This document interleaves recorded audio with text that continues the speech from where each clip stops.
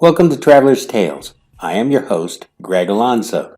Today I will be your guide through history as we take a look at the question, did God have a wife? Before we begin, just a quick reminder that we post new videos every Tuesday, Thursday, and Saturday, with special editions on Thursdays. Don't forget to hit the little bell icon to be notified each time we post new videos. Moving right along, mythology tells us one thing while archaeology tells us another. Did God have a wife? What was her name, and was she also a deity? What happened to her? In ancient Semitic religion, Asherah is a fertility goddess who appears in a number of ancient sources. She also appears in Hittite writings as Asardu or Atharat in the context in her cult at Ugarit. Asherah is identified as the consort of the Sumerian god Anu and the Ugaritic El. They are the oldest deities of their respective pantheons. This role gave her similarly a high rank in the Ugaritic pantheon. Her epithet, Elat, translates as the goddess of par excellence. The book of Jeremiah possibly refers to Asherah when it uses the title Queen of Heaven. This can be found in Jeremiah 7:16-18 and Jeremiah 44:17-19 and 25. Deuteronomy 12 has Yahweh commanding the destruction of her shrines so as to maintain purity of his worship. With regard to the deity El, it is generally accepted by biblical scholars he is the precursor to the god Yahweh. Between the 10th century before the Common Era and the beginning of their Babylonian exile in 586 before the Common Era, polytheism was the norm throughout Israel. Worship solely of Yahweh became established only after the exile. Another school of thought contends that it was actually under the time of the Maccabees in the 2nd century before the Common Era when monotheism became universal among the Jews. Some biblical scholars believe that at one time Asherah was worshipped as the consort of Yahweh, the national god of Israel. There are references to worship of numerous deities throughout the Book of Kings. Let's not forget that Solomon built temples to many deities.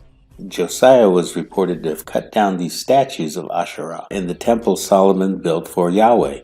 This can be found in 2 Kings 23:14. In fact, Josiah's grandfather, Manasseh, had erected one such statue.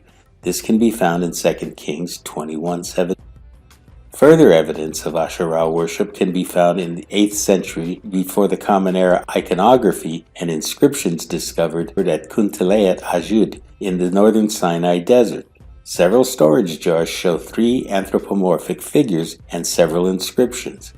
The inscriptions found refer to not only Yahweh, they also included El and Baal. Some of the jars praised Yahweh of Samaria and his Asherah, while others referred to Yahweh of Teman and his Asherah.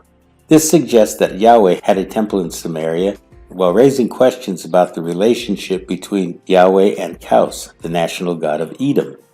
However, the relationship between Yahweh and Asherah is still unclear.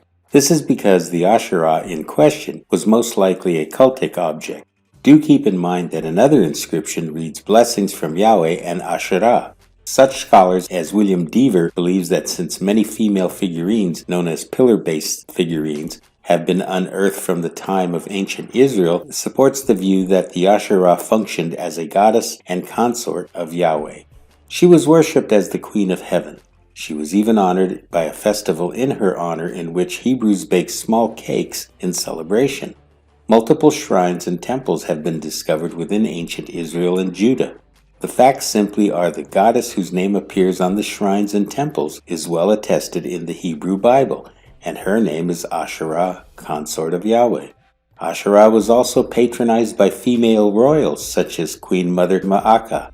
This can be found in Jeremiah 44:19.